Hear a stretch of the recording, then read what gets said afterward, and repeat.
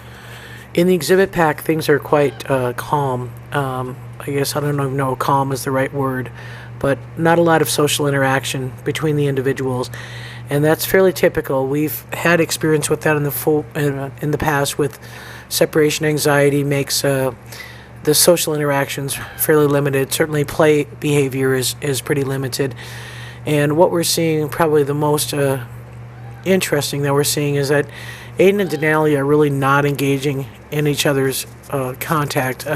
Denali has a bed on top of the slate den. Aiden has a bed on top of the main den, and they tend not to really interact with each other. We are seeing a little bit of guarding behavior, and guarding behavior that seems to be directed towards staff, meaning that Aiden's been posturing when he's near staff, and Denali has been posturing when he's near staff. It appears that Aiden is assuming the dominant role between these two individuals, and you can see this little following clip here where Denali got a little bit nervous. The other thing that both of them are doing is going adjacent to the pack holding area where Grizzer is in recovery right now, just kind of recovering psychologically as well as physically, and that's causing Grizzer a little anxiety. You might have noticed the wood up along the panels there. We did install that on Wednesday. And that's really given Grizzer a lot of psychological relief from just having to watch them or having them follow the fence line. And Grizzer's been resting really well since we've done that. Here again, Aiden doing a very long scrape as a sign of confidence, and T2 tail really having all the body postures to show that he's feeling very confident about his position. But the one thing that we're not seeing is excitability, and that's something that when we've had situations where older animals were deposed in the past, the remaining pack members were usually pretty excited about what they've accomplished, and we're not seeing that at all with these two individuals. They're very subdued, and they're certainly not really showing a lot of exuberance and not even a lot of aggression towards Grizzer. They're just kind of going over there, watching him, posturing, but not really showing any aggression. So that's a little bit interesting and certainly something for us to interpret. This little piece here, you'll hear Denali growling and guarding the wolf care staff while Aiden tries to approach, and then Aiden's doing the same thing to Denali. So wolf care have to be mindful, first of all, to try to get more than one person in the enclosure at one time, so that each wolf has an opportunity to spend some time with staff, since there is a little bit of possessiveness going on. But second of all, that we allow these two individuals to get enough social attention and take the amount of time necessary for each one of them to get the time that they need to get through this, and that's something that we are committed to doing. In retirement, it's interesting because we're not seeing Grizzer's really between the exhibit pack and the retired pack right now in the pack holding area, as we kind of formulate a plan on a enclosure for him and how things are going to progress here. But what we have been really interested in is that Malik is not intimidated at all by Grizzer being next to him. And again, Grizzer lost a lot of confidence in the last several months, and so that maybe have something to do with it. But Malik is here with a relaxed body posture, and he actually has his back towards Grizzer, who's at the gate, kind of looking at him, and really not a sign of any anxiety from Malik. The other thing that we want to make sure that we do is allow between the enclosures, now that we're dealing with 3 enclosures, allow them to be able to sniff each other, the other wolves that are on our clothing, and to give them that ample time to really become familiar with the sense of what's going on. Obviously there's communication going on, and one thing that we do see is Shadow here is actively communicating with really Aiden at first, and now Denali has joined in. Not so much Malik and Grizzer, but Shadow, Aiden, and Denali have been howling back and forth with pretty low-throated howls, and very different than the social pack rally howl that you might see, or the bark howl of alarm that Shadow will display towards people. This is a very low-throated, very mournful howl, and Shadow right now has been somewhat instigating it, although I've been watching Aiden instigate that howl as well, but it is really directed between Aiden and Shadow and occasionally Denali. And that's something that we, have observed in the past when there's separation. And here you can kind of see the view. This is retirement. Grizzer's on the other side of the enclosure, just separated out by 2 gates.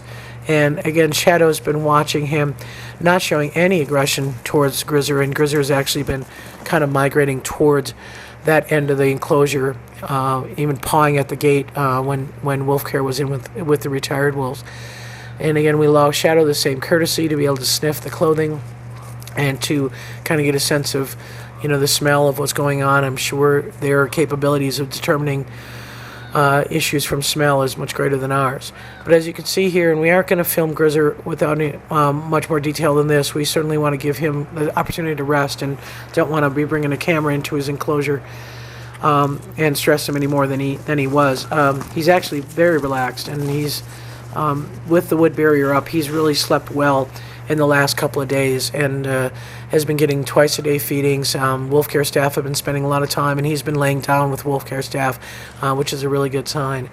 So that's, again, about it. And again, we want to thank everyone for watching and for sharing thoughts and comments about Maya, and I would expect to see a podcast hopefully in the next week that maybe addresses a little bit more of the questions that people may have about about Maya's situation as much as we know. You know, things happen in the middle of the night, and we don't have a lot of idea what happened, but we can at least talk a little bit about the management discussions and where we go from here.